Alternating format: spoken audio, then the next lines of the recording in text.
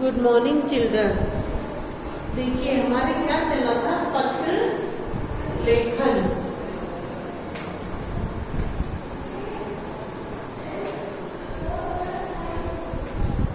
ठीक है, ये हमारा चल रहा था। इसमें मैंने आपको शुल्क मुक्ति, शुल्क फीस के बारे में मैंने आपको लिखवाया था। शुल्क माफी के लिए प्रधानाचार्य को पत्र, ये मैंने आपको लिखवा दिया था, है ना। आज जो हम करेंगे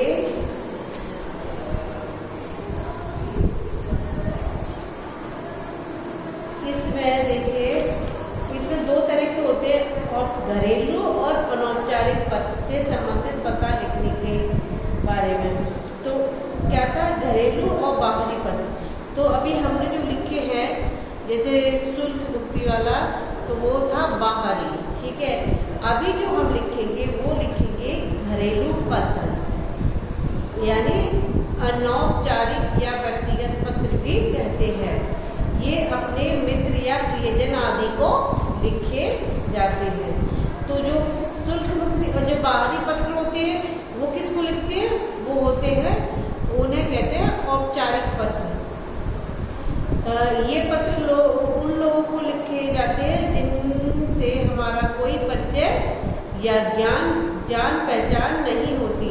ऐसे पत्र विद्यालय की प्रधानाचार्य,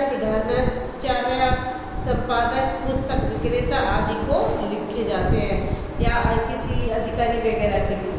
ठीक है, तो ये मैंने आपको बाहरी वाले पत्र थे वो मैंने आपको लिखवा दिए। अब जो मैं आपको एक लिखवाऊंगी वो लिखवाऊंगी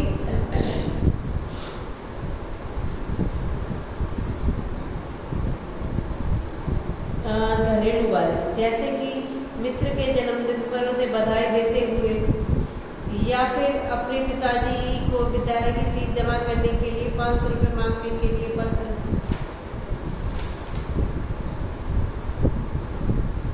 वैसे ये जन्मदिन वाला ही मैंने आपको लिखवा दिया था। ठीक है,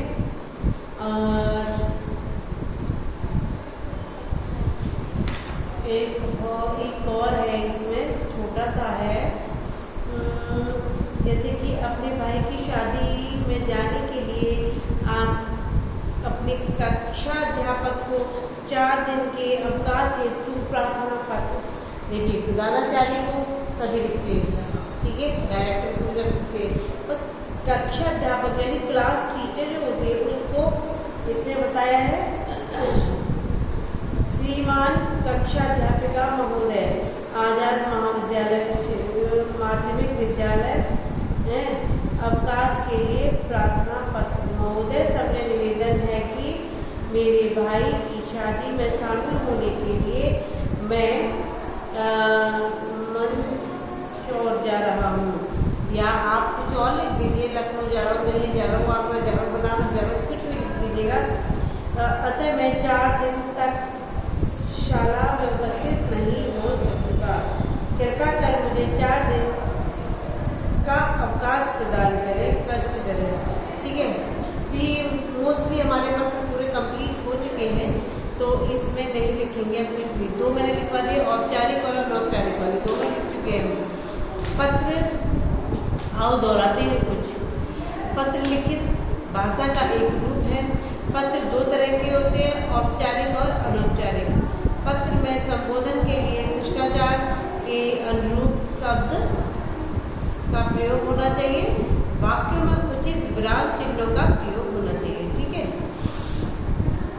उसके बाद में निम्नलिखित विषयों पर पत्र लिखिए, जैसे कि अपने मित्र को पिकनिक पर जाने के लिए निमंत्रण देते हुए पत्र लिखिए। आपसे विद्यालय की खिड़की व शीशा टूट गया है, इसीलिए प्रधानाचार्य से क्षमा माफी मांगते हुए पत्र लिखिए। यह आप अपने आप लिख लीजिएगा। आपके चाचा जी द्वारा आपके जन्मदिन पर भेजे गए उपहार के लिए धन्यवाद देते हुए पत्र लिखिए। अपने क्षेत्र में ध्वनि प्रदूषण के विषय में बताते हुए अमर उजाला के संपादक को पत्र लिखे। भाई अमर उजाला लिखे या कुछ भी लिखे, ठीक है, जो आपकी मर्जी है। तो अभी अभी देखिए, आज जो मैं अभी पढ़ाऊंगी आपको रिसेंटली, वो पढ़ाएंगे कुछ सरल निबंध आपकी बुक के अकॉर्डिंग। इस बुक में कर दूंगी धीरे, क्योंकि खत्म हो गया हमारी कंप्लीट। तो क्या करेंगे, कुछ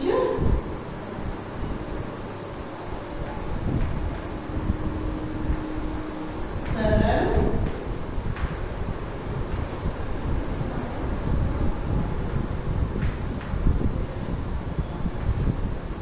निबंध, ठीक है। कुछ सरल सी भाषा में है निबंध, तो वो आप लोग देखिएगा। मैं आपको बताती हूँ कुछ, जैसे कि इसमें देखिए बहुत सारे दे रखे हैं। मेरी दीदी, कागज का सदुपयोग, रोटी की आत्मकथा, आ गया बसंत, ठीक है। फिर राष्ट्रीय पर्व गणतंत्र दिवस, अगस्त का महीना, दशहरा, बाल दिवस, दीपावली, हमारा राष्ट्रीय ध्वज, होली, मेरे प्रिय अध्यापक, मेरे प्रिय शौक। तो इसमें बहुत सारे दे रखे हैं भाई, आपको जो करना है आप वो करिएगा, जरूरी नहीं कि आप सारे करने हैं। वैसे जो मोस्ट इम्पोर्टेंट होते हैं वो होते हैं, जैसे कि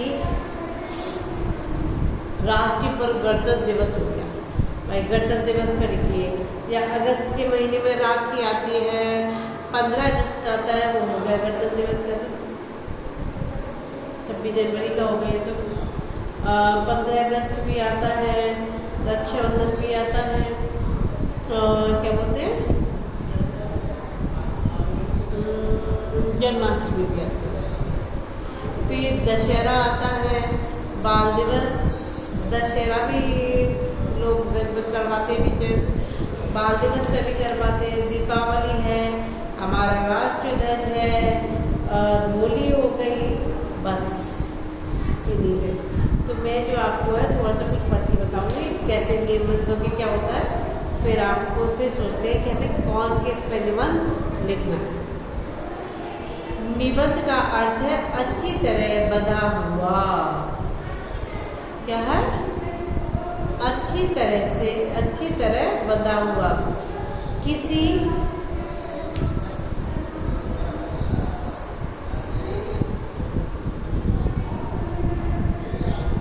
विषय पर व्यवस्थित रूप से अपने विचार लिखना निबंध लेखन कहलाता है। निबंध लिखना एक कला है। निबंध लिखते समय कुछ बातों का ध्यान में रखना आवश्यक है। कैसे, जैसे कि विषय अच्छी तरह समझना और 2 मिनट शांत रहकर सोचना। भाई हमारा क्या टॉपिक है, उस पर हमें क्या लिखना है, उस पर 2 मिनट शांत मन से सोचो, फिर लिखो। विषय के अनुसार उचित शब्दों का प्रयोग और चयन। अनुच्छेदों में बांटकर लिखना। भाषा का सरल, स्पष्ट व प्रभावशाली होना। मुहावरों और लोकोक्तियों का भी प्रयोग किया जा सकता है। अपनी बात को आवश्यकता अनुसार उदाहरण देकर कहना, ठीक है। तो इसमें है मेरी दीदी, ये मुझे थोड़ा सा अच्छा लग रहा है, तो मैं इसको आपको पढ़ के एक बार बता देती हूँ। बहुत धीरे धीरे पढ़ूंगी तो आपको समझ में आ जाएगा कि मैंने क्या बोला है। अक्कड़ बक्कड़ बम्बे वो, 80-90 पूरे 100, ठीक है। एक वो था ना, अक्कड़ बक्कड़ बम्बे वो, 80-90 पूरे 100, 100 में लगा धागा, चोर निकल के भाग, रानी की बेटी आती थी। इस तरीके से का खेल था। तो अभी मेरे साथ खेल रही थी मेरी प्यारी दीदी, ठीक है। ताई जी की दुलारी बेटी, वे मुझसे बहुत बड़ी हैं। वे कार चलाती हैं और कंप्यूटर चलाना भी जानती हैं। पता है, मुझे भी बड़े प्यार से कंप्यूटर चलाना सिखाती हैं। मुझसे गलती होती है तो अच्छी तरह से समझाती हैं। जब ताई जी घर पर नहीं होती तो दीदी ही खाना बनाती हैं। तब मैं उनकी मदद करती हूँ। एक बार तो दीदी सब्जी में नमक डालना ही भूल गई तो हम सब खूब हंसे। मेरी दीदी दिन रात किताबों में ही उलझी रहती है, पर कभी कभी मेरे साथ लूडो, चाइनीज चेकर, सांप सीढ़ी भी खेलती है। रज़ाई में बैठकर उनसे कहानी सुनना मुझे बहुत पसंद है।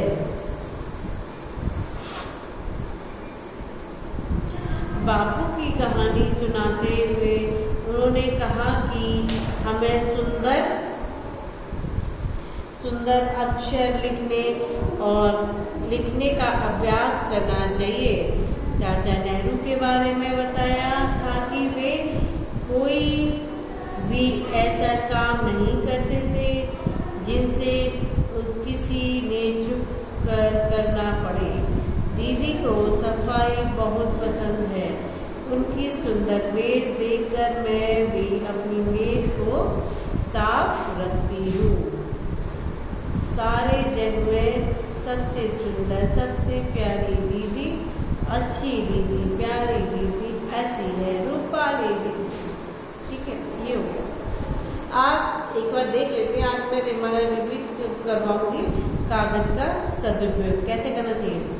दादी को चिट्ठी लिखने के लिए, चुन्नू को बरसात में नाव बनाकर तैराने के लिए, मुन्नी को चित्रकला करने के लिए, माँ को घर के सामान की सूची तैयार करने के लिए और पिताजी को दफ्तर की अर्जियाँ लिखने के लिए कागज़ की ज़रूरत होती है। जब कागज़ नहीं होता था तब संदेश देने के लिए पेड़ की छाल या पत्तों का प्रयोग किया जाता था तथा पत्थरों पर नुकीले औजार से खुदाई कर चित्र बनाए जाते थे। कितनी अच्छी बात होता है ना, शायद पता भी नहीं होगा आप लोगों को। कागज हमें पेड़ों से मिलता है और काफ़ी परिश्रम के बाद इसे कारखानों में तैयार किया जाता है। आजकल इस्तेमाल किए गए कागज को फिर से उपयोगी बनाया जाता है, जिसे रिसाइकिल्ड पेपर कहते हैं।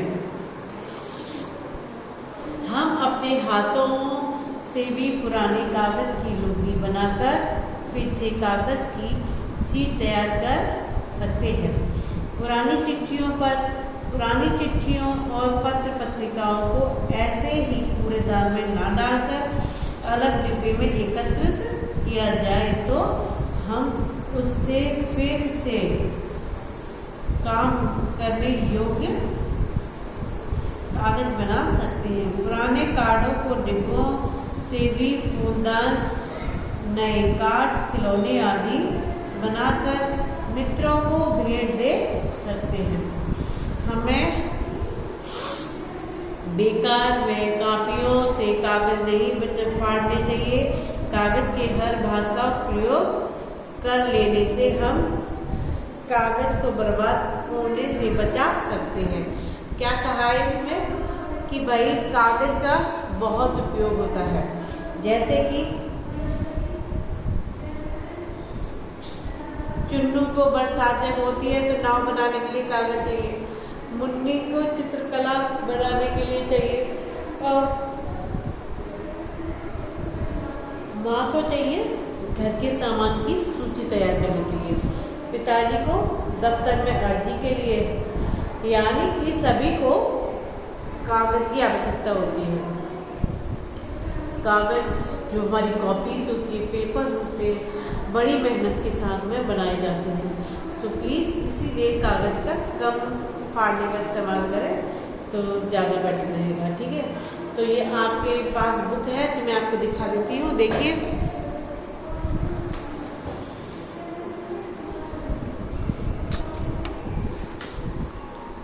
ये देखो कुछ सरल निबंध दे रखे हैं। तो आप लोग एक बार देख लीजिए, मैं दिखा रही हूँ कि आप लोग पढ़ लीजिएगा, अगर जिसके पास बुक नहीं होगी वो।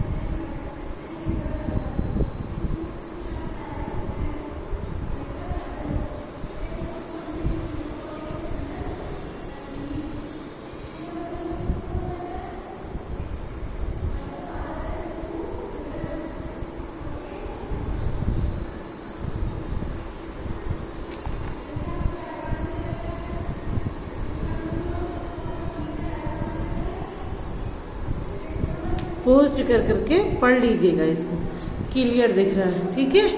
चलिए, ओके, बाय, टेक केयर।